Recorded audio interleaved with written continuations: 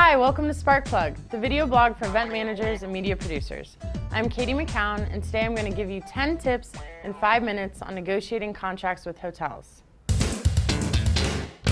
Let me start by saying that I'm not a lawyer, nor do I play one on TV, but I do have some things for you to keep in mind before you sign. Tip number 1, try to waive meeting room rentals. Meeting room rental can be waived depending on the size and type of your event, if you choose to work with a food and beverage minimum, or if you contract a large block of guest sleeping rooms. There are risks associated with contracting large room blocks, which I'll talk about later. Meeting room rental is straight profit for a hotel, so ask your sales manager if room rental can be waived. Tip number 2, look into need dates. If you only need meeting space and no guest rooms, call and ask the catering manager if they have any need dates. These are typically dates where the guest sleeping rooms are sold out and the catering department needs to fill the convention and meeting space with events. If you are flexible, you can usually get a great deal on meeting space.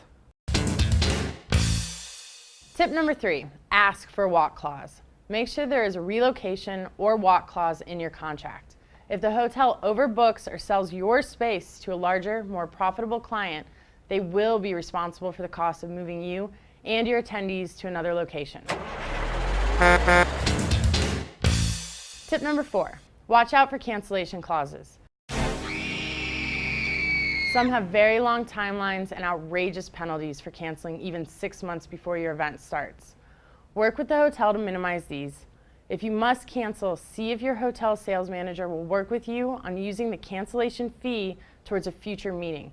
You will have to pay now, but you can use it later. Tip number 5, consider your food and beverage minimums. Contracted food and beverage minimums are the amount of money you must spend on food and beverage at the venue. These do not include gratuity, normally 22%, and your state sales tax. If you do not meet your contracted minimum, then you will owe the difference to the hotel. The gratuity is taxed, so remember to add that onto your F&B minimum when you're making your budget. Tip number 6, understand audiovisual charges. If you choose to use the hotel's AV equipment or the hotel's preferred AV provider for your event, be aware that gratuity and tax are charged on equipment rentals and sometimes even power fees.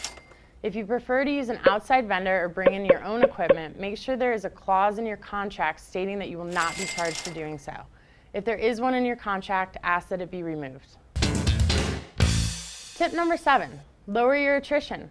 All hotels will have attrition clauses in their contracts. The definition of attrition is the difference between the actual number of guest sleeping rooms picked up and the agreed to number in the terms of the facility's contract.